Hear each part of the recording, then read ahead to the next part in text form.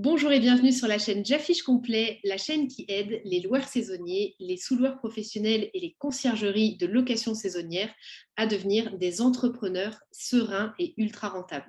Aujourd'hui, j'accueille une invitée qui a un parcours vraiment extrêmement riche. Elle a travaillé dans le passé en hôtellerie et puis elle a eu le courage de quitter son poste salarié pour passer à son compte.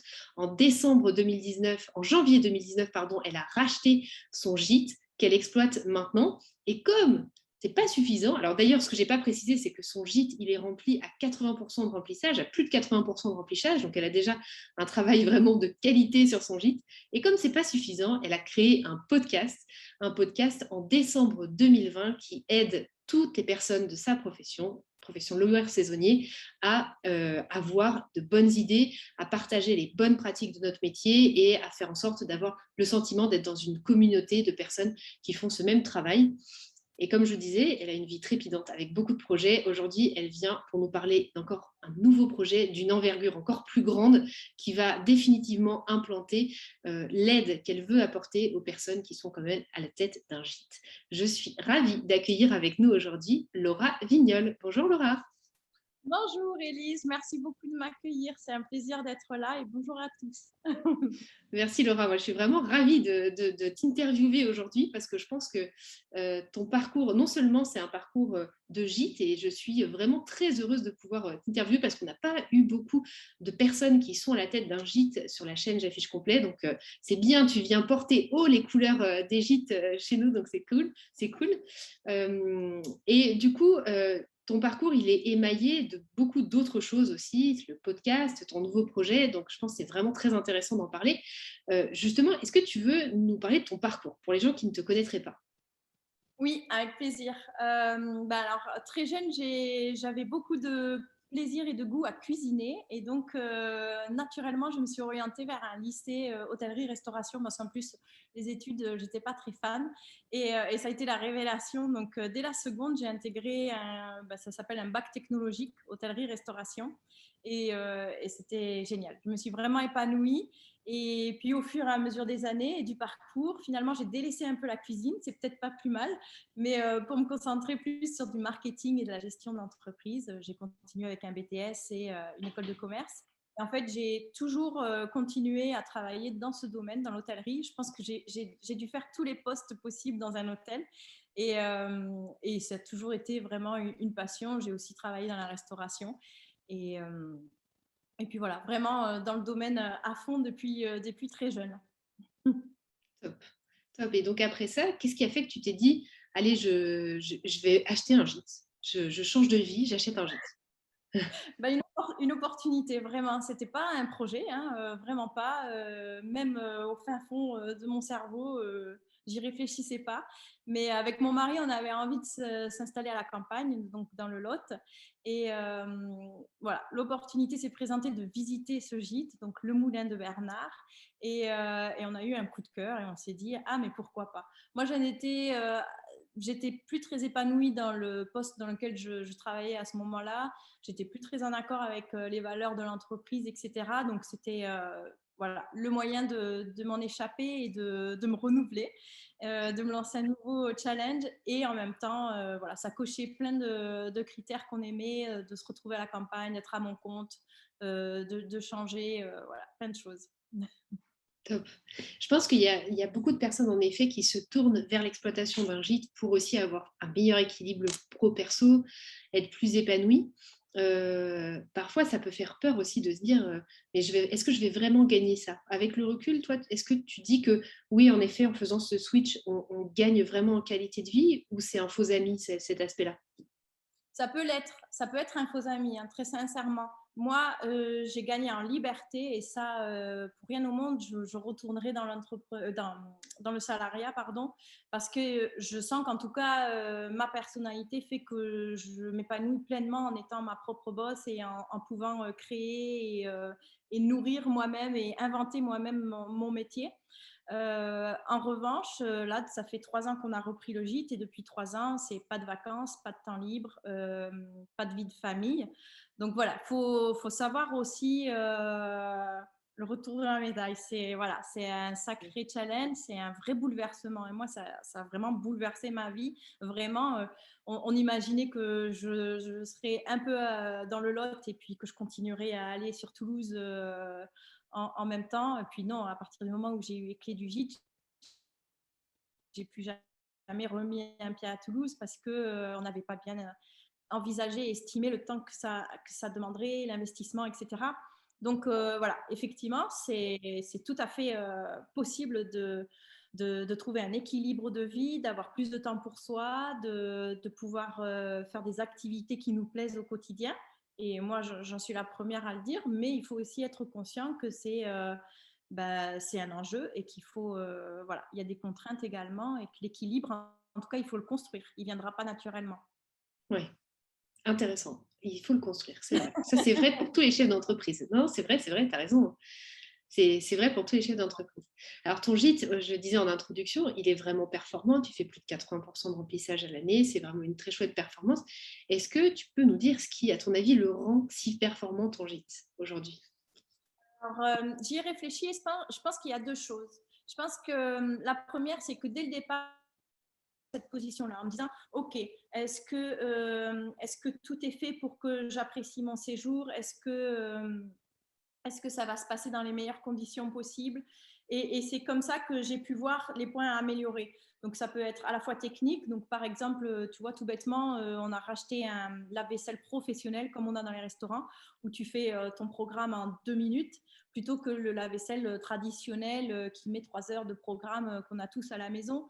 J'ai aussi revu l'agencement, j'ai modifié une issue de secours, j'ai renforcé tout ce qui était points techniques et électricité, incendie aussi, des extincteurs, des détecteurs de fumée, etc. Et, euh, et l'agencement des pièces, la circulation. Voilà, je me suis vraiment projetée en me disant, OK, si moi c'est le gîte que je loue pour le week-end, est-ce que je m'y sens bien? Est-ce que ça répond à toutes mes attentes, etc. Le deuxième point, je pense, c'est qu'on a mis à disposition une multitude d'activités, de loisirs, d'équipements, etc., de jeux. Et ben, les locataires qui sont partis hier nous l'ont encore dit, c'est voilà, on n'a pas le temps de s'ennuyer. Et on n'a pas à se prendre la tête à savoir comment on va occuper les enfants ou comment nous, on va s'occuper en tant qu'adultes, etc. On switch d'une activité à l'autre, il y en a pour tous les goûts, que ce soit des jeux plus de groupe collectif ou des moments où on veut avoir du calme, etc. Voilà.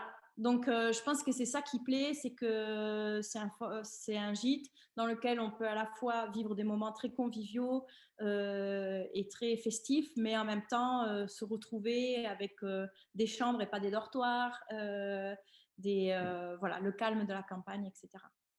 Ok, top, top.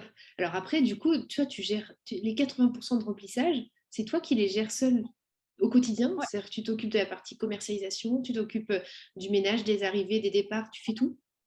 je fais tout. Je fais tout. Cet été, on a eu la chance de pouvoir dégager un petit peu de sous pour prendre une femme de ménage pour nous assister les samedis et un prestataire aussi pour la piscine, sauna, jacuzzi qui venait 2 heures le samedi. Mais ça, je pourrais peut-être détailler un peu plus juste l'organisation pour le ménage. Mais sinon, oui, l'activité, c'est vraiment mon activité principale et je suis la seule à travailler dessus. Donc, c'est moi qui fais tout le ménage et c'est moi qui met à jour les annonces, qui fait le suivi avec des réservations, du planning, etc. Ouais. Ok. Et j'ai une question aussi à te poser. Et d'ailleurs, oui, tu as raison de parler du ménage. Si tu veux faire un point aussi sur ça, avec grand plaisir. Tu parlais des sites de réservation. J'ai une question à te poser sur ça. Aujourd'hui, sur quel site tu commercialises? Alors, je suis présente sur Gîtes de France, Grand Gîte et Gîte de groupe et sur l'annuaire Ethic Hotel. Voilà. Moi, j'ai pas fait le choix d'être Airbnb ou Booking, par exemple, ou TripAdvisor, parce que je considère que c'est pas ma clientèle.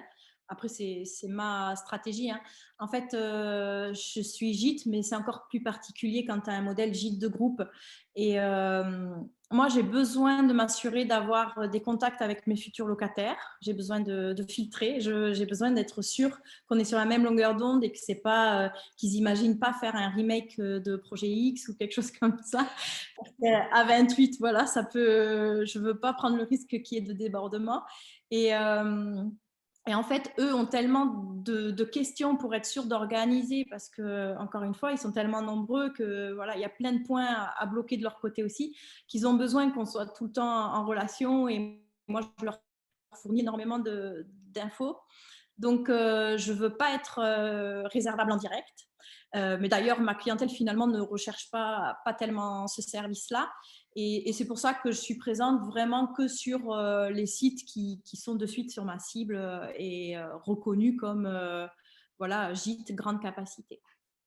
Et une autre question aussi, parce que peut-être que des gîtes qui sont en train de s'installer se poseront la question, il y a l'hésitation qui peut arriver entre Gîtes de France et Clé Vacances. Est-ce que tu l'as eu cette hésitation? Est-ce que tu as eu des remarques par rapport à ça, Alors, j'ai pas eu du tout de réflexion parce que Clé Vacances, j'y ai même pas songé. Très D'accord. sincèrement, c'est même pas revenu dans ma tête ou voilà, ça, gîte de France, oui, parce que c'est la première chose à laquelle on pense Ouais. quand on imagine réserver un gîte ou en tout cas rechercher. Mais très sincèrement, je suis pas tout à fait contente, moi, de Gîte de France. Je trouve que leur modèle est un peu vieillissant. Et en tout cas qu'il n'y a pas du tout d'accompagnement. C'est mon cas, peut-être que je sais que c'est différent selon les régions, etc. Mais en tout cas, dans mon cas, j'ai pas eu un bon contact et j'ai été vraiment délaissée dès le départ. La moindre info que je demande, ça met des jours et des jours à obtenir une réponse. Et puis la réponse, souvent, ben, c'est pas la question que j'ai demandée. Bon, voilà. D'accord.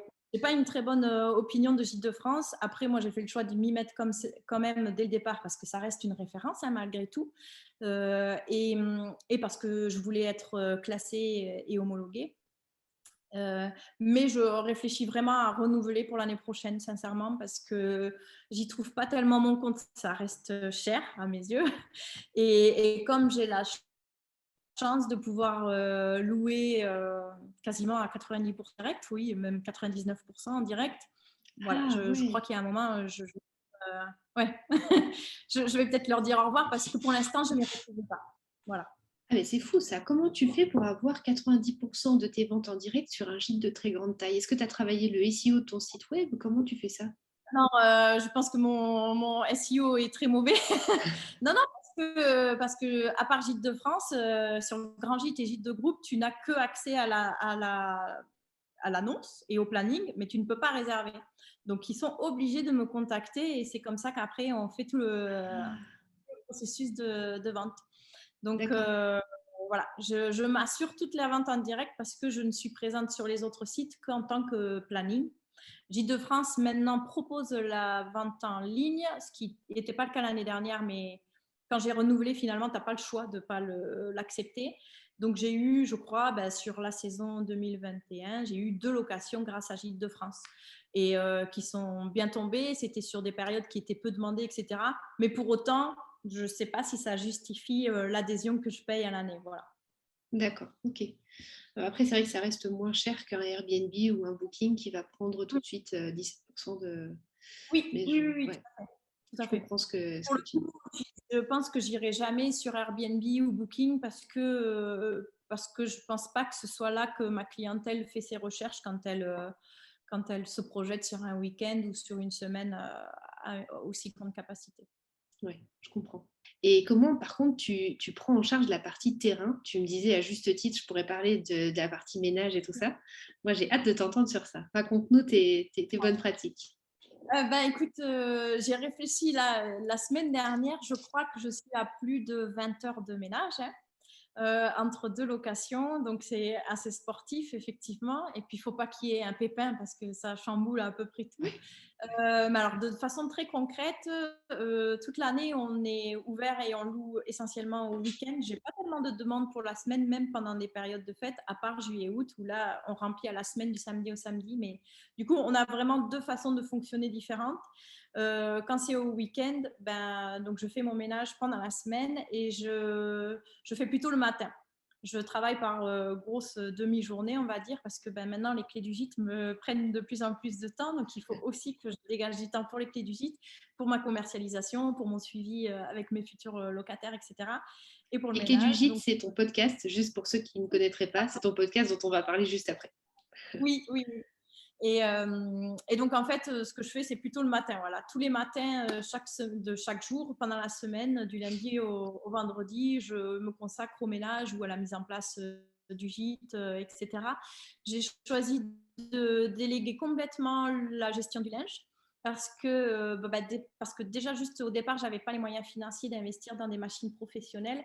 Et puis très vite, finalement, j'ai trouvé un ESAT qui se trouve à quelques kilomètres du gîte, donc qui a des prix assez attractifs, en plus qui a beaucoup des valeurs qui me parlent.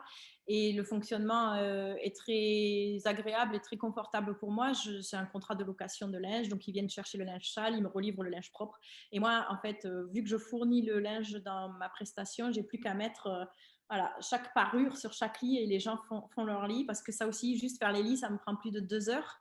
Donc, c'est une prestation payante en supplément parce que voilà, il faut. Je me bats avec les couettes sinon. Et après, sinon, Cédric, mon mari, qui lui a gardé son activité principale, m'aide un peu sur son temps libre, donc le matin de 7 à 8 ou entre midi et 2 ou après 19h, après sa journée de travail, s'il faut tondre ou passer l'épuisette. Il fait beaucoup de choses, mais... Donc voilà, tout est hyper timé et précis. On attaque dès le dimanche soir, une fois qu'on a récupéré les clés du gîte, on attaque déjà le ménage, et puis jusqu'au vendredi, j'en ai pour les derniers détails à peaufiner, etc. Et le samedi, alors ça, c'est toujours assez sportif parce qu'en fait, les clients partent à 10h, les nouveaux arrivent à 17h, donc on a juste cette petite latitude pour tout faire. Donc, on réquisitionne les parents de Cédric, sa tante. Et là, comme je disais, donc cet été, j'ai eu la chance de pouvoir avoir une femme de ménage pendant 4 heures et un prestataire pour la piscine, sauna et jacuzzi pendant 2 heures. Donc, on était 7. Et donc, on finissait vers 15h, 15h30 en attaquant à 10h30.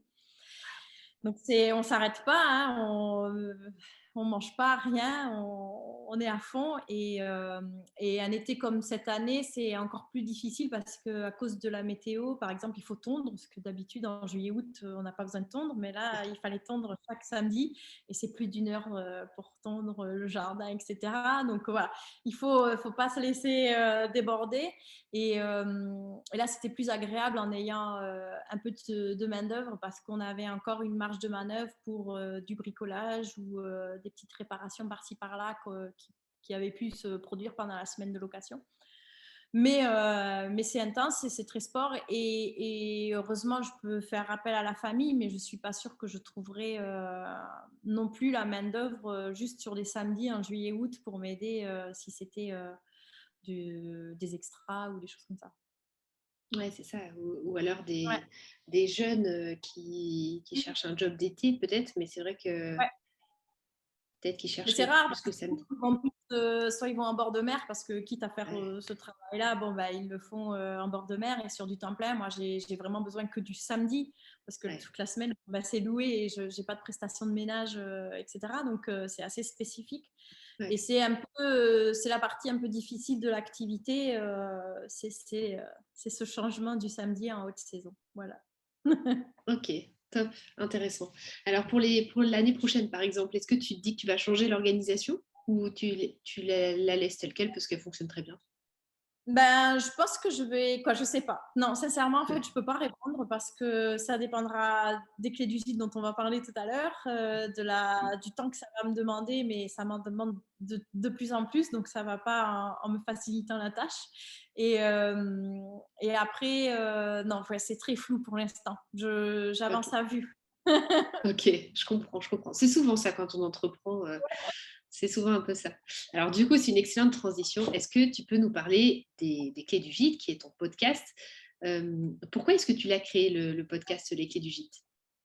Alors, le podcast, il y a plusieurs raisons. Tout d'abord parce que moi, j'en écoute énormément. Parce que justement, comme je dis, je passe beaucoup de temps à faire du ménage. Et au départ, j'étais très frustrée de voir ma journée passer. Et j'avais fait du ménage, certes, mais je ne m'étais pas nourrie intellectuellement et voilà, ça m'énervait. J'étais là, mais je peux faire autre chose que juste faire du ménage. Et les podcasts, ils répondaient parfaitement parce que je peux l'écouter en faisant plein d'autres choses. J'ai pas besoin de mes mains, j'ai pas besoin de regarder. Ouais. Et selon mon humeur, j'écoute soit quelque chose de plus divertissant, soit je découvre une personnalité, un parcours inspirant, soit carrément des choses très techniques ou qui répondent à un besoin. Si par exemple je veux mettre en place des newsletters, j'écoute un podcast qui m'explique comment mettre en place des séquences email ou des choses comme ça. Donc voilà, le premier point, c'était déjà que moi j'en écoute beaucoup et j'aime beaucoup ce format et je trouve qu'il correspond parfaitement à notre métier. Ensuite, parce que j'étais pas mal seule et alors c'était pas une souffrance, c'est pas du tout ça, mais je trouvais ça dommage de pas pouvoir partager un peu plus mon quotidien et surtout à connaître un petit peu les habitudes des autres qui travaillent comme moi, etc. Et, et parce qu'il y a des fois où Cédric, avant le Covid, malheureusement ou heureusement, n'était pas en télétravail et donc on pouvait passer des semaines entières sans se voir. Et moi, je parlais à personne pendant une semaine, vraiment, Ouais. parce que j'étais dans le gîte et j'avais pas de contact avec d'autres personnes. Et enfin, parce que, comme je le disais en tout début d'interview, ça a été un vrai bouleversement pour nous. On s'est pris un raz-de-marée avec cette nouvelle activité. On n'a pas anticipé plein de choses. Puis il y a des choses aussi qui nous sont tombées dessus, voilà, par malchance ou je ne sais pas. Et en fait, je me suis dit, mais je ne suis pas la seule à galérer comme ça. Il faut que, faut que j'en parle à d'autres. Et puis surtout, il faut que moi, mes enseignements, je puisse les transmettre à quelqu'un d'autre pour qu'ils ne vivent pas la même chose, quoi.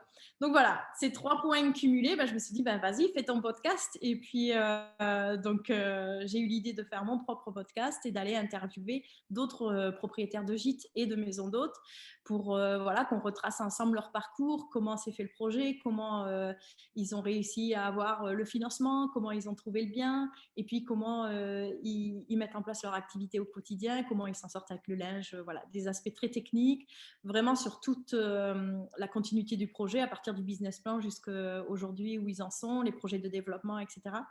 Pour que voilà, on puisse chacun puiser des enseignements de leur parcours, de leur expérience, et puis parce qu'il y a toujours des conseils et des bonnes pratiques à prendre sur tout ça. Voilà.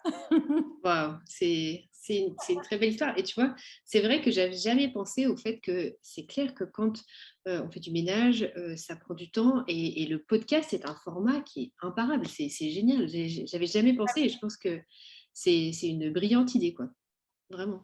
Merci. Non, mais Ouais. c'est parce que j'étais moi-même d'abord consommatrice que c'est venu. Parce que tu vois, au début, je réfléchissais chaîne YouTube parce que comme ça, c'est sympa, il y a de l'interaction, etc.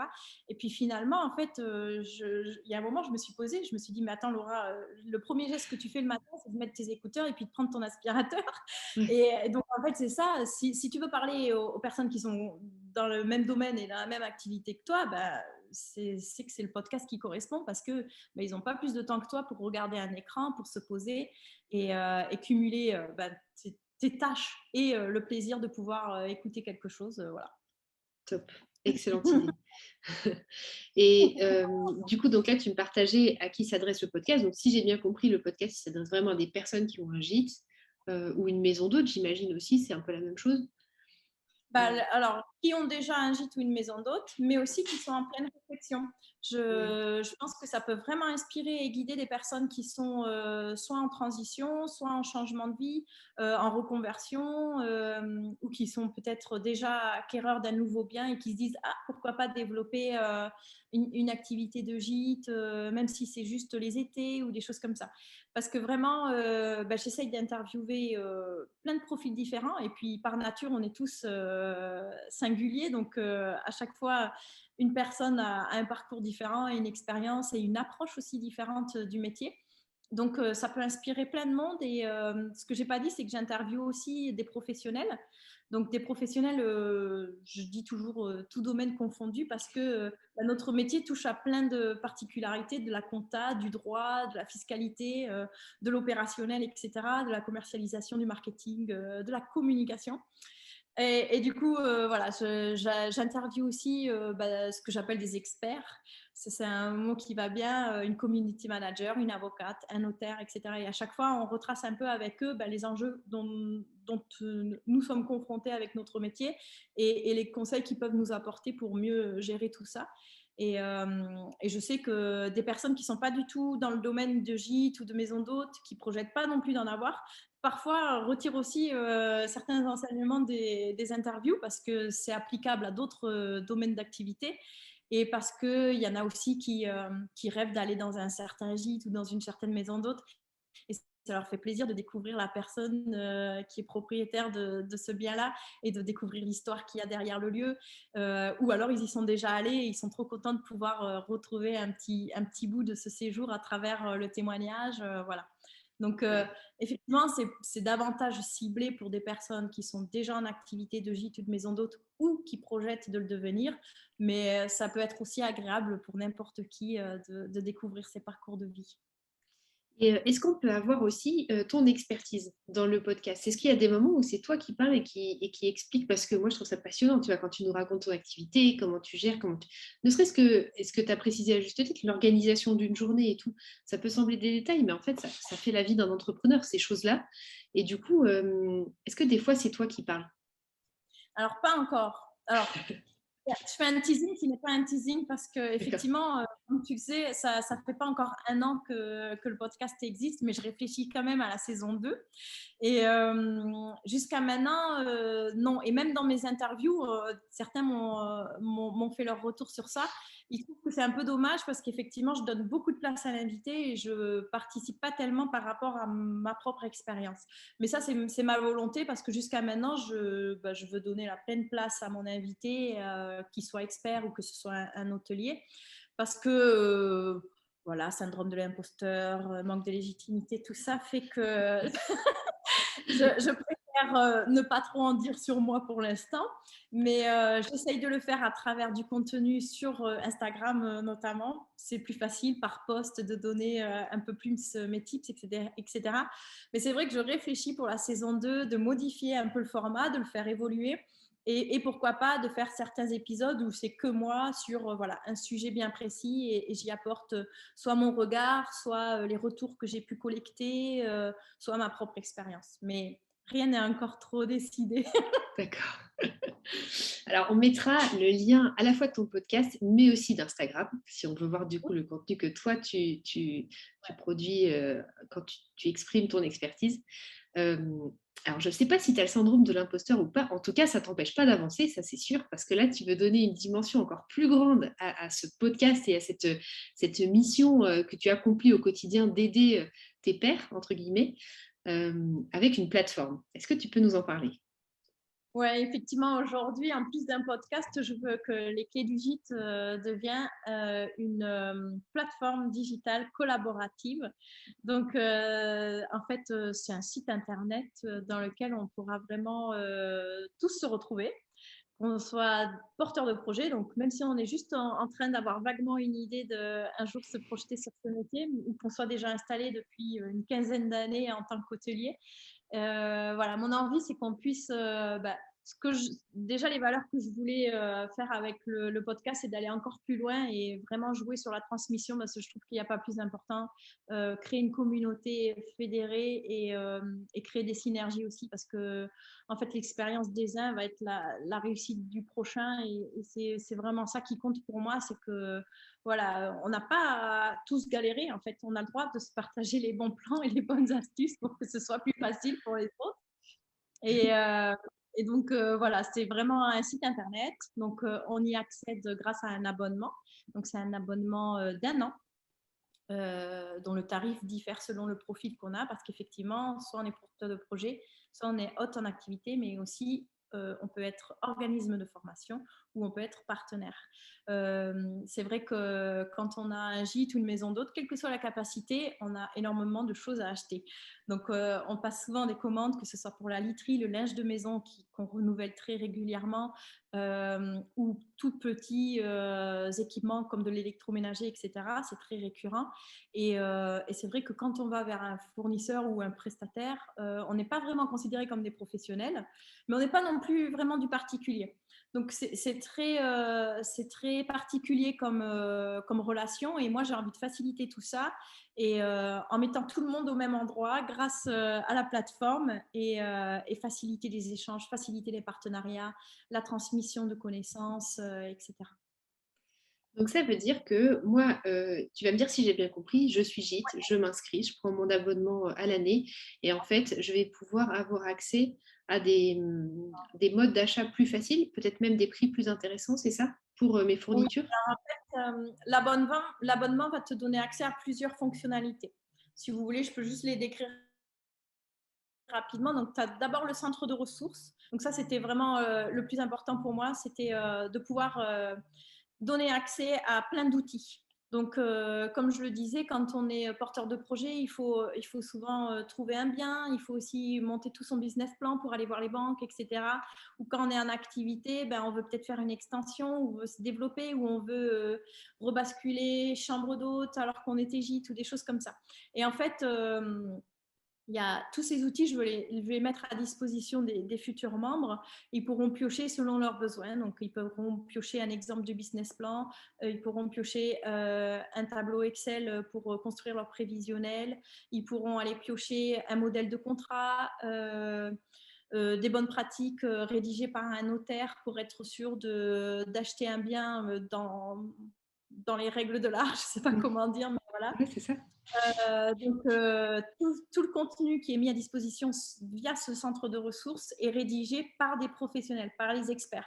Ce n'est pas moi qui mets à disposition un modèle de conditions générales de vente, par exemple. C'est l'avocate. Donc, tout est hyper certifié, validé, trié et garanti par les experts. Ensuite, vous avez un forum de discussion. Donc ça, tout simplement, pour que chacun puisse juste solliciter la communauté, poser une question. Est-ce que si je valorise, je ne sais pas, X euros de budget pour le linge, est-ce que c'est cohérent selon vous? Comment vous avez fait? Quelle banque vous avez démarché? Ou alors, quel fournisseur de linge avez-vous contacté, etc. Et qu'on puisse chacun se refiler nos bons tuyaux. Et ensuite, vous avez un catalogue donc des fournisseurs. Effectivement, c'est les partenaires. Donc, eux aussi sont membres de la plateforme. Et en fait, ils peuvent proposer leurs produits ou leurs services à des prix préférentiels exclusifs pour la plateforme. Et enfin, vous avez un annuaire, donc l'annuaire des organismes de formation, parce qu'il y a énormément de porteurs de projets qui ont quand même envie de soit se former, soit de faire un stage en immersion, soit d'avoir un accompagnement, même à distance ou en présentiel. Donc voilà, j'espère que chaque organisme de formation aura envie d'être représenté sur la plateforme pour pouvoir accompagner au mieux les porteurs de projets dans leur parcours. Et je crois que c'est tout. Voilà, toutes ces choses-là qui seront accessibles, comme on l'a dit, grâce à un abonnement annuel. Voilà. Ah, c'est déjà très complet. C'est déjà très complet. Et c'est vrai qu'on perçoit bien qu'en fait, ça a du sens de rejoindre la plateforme en amont quand on est porteur de projet, notamment pour la partie formation. Tu as raison. Sur la partie forum, pareil, hyper intéressant de voir tous ceux qui sont passés par là avant nous, quelles sont les questions, quelles sont les réponses, etc. Et puis même par la suite, pour la partie partenaire et tout, quand on a un gîte déjà en fonctionnement, on perçoit bien l'intérêt pour les deux stades de développement. Ouais. Alors, il y a un truc qui a fait que, ça fait longtemps, Laura, que je te dis, oh, j'aimerais bien t'interviewer sur la chaîne J'affiche complet. Comme on est deux femmes très chargées, on s'est perdu, on a essayé, on n'a pas réussi, etc. Le temps a passé. Et puis là, d'un coup, je t'ai dit, Laura, il faut absolument que je t'interviewe parce qu'en ce moment, il se passe un truc incroyable sur ce projet. C'est que tu fais une magnifique campagne Ulule qui a un succès énorme. Au moment où on va publier cette vidéo, elle va se fermer dans quelques jours. Donc, c'est vraiment le moment pour vous d'agir si vous voulez rejoindre le projet. Et du coup, si tu veux, je te laisse parler de cette campagne Ulule que moi, j'ai adorée. Ben, merci beaucoup. C'était beaucoup de travail. Donc, je prends avec plaisir les compliments. Effectivement, donc, pour que la plateforme voit le jour dès le mois d'octobre, on a besoin d'un dernier coup de pouce pour arranger encore un petit peu le site internet et pour faire appel encore à quelques experts. Et ce coup de pouce, c'est un coup de pouce financier. Donc, j'ai fait une campagne sur Ulule, donc une campagne de financement participatif, où je présente vraiment en détail tout le projet, les bénéfices que vous apportera, oui, la plateforme, et à qui elle s'adresse, à quoi ça ressemblera, etc. Il y a même, si on n'a pas envie de lire, une petite vidéo qui explique vraiment tout de façon très sympa, je trouve. Je m'envoie des fleurs en même temps. T'as raison, c'est vrai, c'est vrai. C'est Et en fait, justifié. c'est gentil. Et j'ai eu beaucoup de chance parce que j'ai été soutenue dès le départ par d'autres partenaires. Donc, comme je disais, il y a un notaire qui propose en contrepartie des appels individuels pour qu'il vous accompagne sur une problématique sur laquelle vous êtes peut-être bloqué. Il y a aussi Maison Séraphine qui propose une nuit dans la maison d'hôte avec petit déjeuner puis une soirée apéro où Pierre et Claire, les propriétaires, proposent de vous accompagner dans la construction de votre projet. Il y a Guest Stratégie aussi que tu avais reçu, Jérôme, qui propose des formations, donc un abonnement de formation en ligne ou un accompagnement individuel, pareil à distance, sur plusieurs heures pour répondre à une problématique bien précise. Et Tendance Insolite, Anne-Laure, qui sera également experte sur la plateforme, qui, elle, est vraiment ciblée hébergement insolite et qui peut vous apporter voilà, tous ses conseils et sa connaissance du domaine. Donc voilà, toutes ces contreparties, certaines sont en édition limitée, donc il ne faut pas perdre de temps pour aller les saisir. Mais si on préfère juste faire une adhésion, il y a aussi voilà, tout simplement une adhésion en tant que porteur de projet ou en tant que hôte en activité à des prix de lancement donc, qui sont plus intéressants qu'une fois que la plateforme sera ouverte. Et enfin, on peut aussi juste faire un petit don libre. Il n'y a pas de minimum. Tout est bienvenu parce que nous, ça nous dit juste que vous nous soutenez et ça nous fait chaud au cœur. Donc, c'est aussi très important. Top. Voilà. Génial. On va mettre le lien pour retrouver la campagne Ulule. Est-ce qu'il y a une idée de timing dans le projet? C'est peut-être difficile à dire à ce stade, mais de perspective de lancement. Est-ce que tu t'es donné une date pour te dire, voilà, telle date, la plateforme sera lancée? Alors, j'espère, je ne peux pas la lancer avant que la campagne de financement soit terminée. Donc, c'est pour ça que la campagne Ulule termine le 15 octobre. Donc, vous avez jusqu'au 15 octobre pour nous soutenir. Et après, je n'ai pas encore déterminé de date fixe parce que là, on est en phase de bêta test avec mes web designers pour justement être sûr que la plateforme est parfaite. Et elle le sera. Mais effectivement, on est encore en train de se demander si on ne se laisse pas quelques jours pour souffler après la campagne avant de réattaquer avec le lancement. Mais normalement, ça sera dans la deuxième quinzaine d'octobre. Elle ouvrira enfin ses portes publiquement et vous pourrez tous vivre l'expérience voilà, de la plateforme. Donc, vous voyez, c'est vraiment, on se parle d'un projet qui n'est pas du tout un truc virtuel, parce que ça arrive, il y a des campagnes Ulule où en fait on donne ses sous à quelque chose qui ne va peut-être pas voir le jour, ou alors qui va voir le jour, mais dans 3 ans, etc. Et bon, il y a des projets sur lesquels c'est nécessaire, mais là, c'est pas du tout le cas.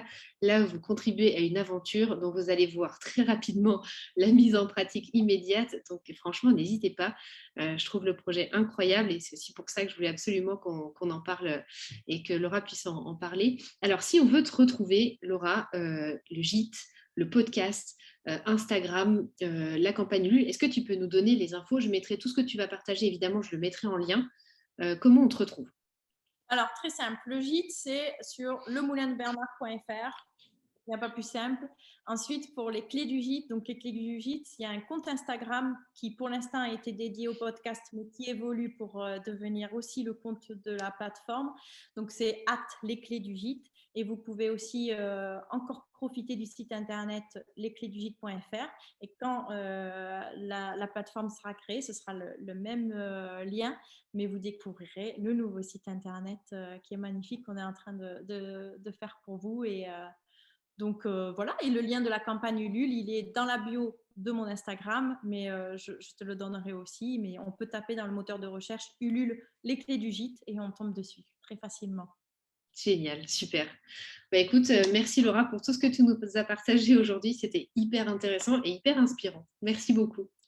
Merci à toi, c'était très agréable. Si vous n'êtes pas encore abonné à la chaîne YouTube de J'affiche complet, eh ben, n'hésitez pas. Vous voyez, on fait des interviews hyper intéressantes avec des gens très inspirants. Vous avez juste à cliquer sur s'abonner juste en dessous. Vous serez notamment alerté quand j'arrive en live toutes les semaines, mardi et jeudi à midi. Vous pourrez me retrouver, me poser vos questions en direct et on passe toujours un moment sympa ensemble. Donc, n'hésitez pas à le faire. Et puis, si vous le souhaitez, vous pouvez vous inscrire à notre groupe Facebook qui s'appelle Location saisonnière, prix et maximisation du chiffre d'affaires. Vous recevrez votre bonus des 6 erreurs à ne pas faire quand vous faites vos prix de vente. Donc, de la même façon, vous pouvez retrouver le lien juste en dessous. Et moi, je vous dis à bientôt pour une prochaine vidéo.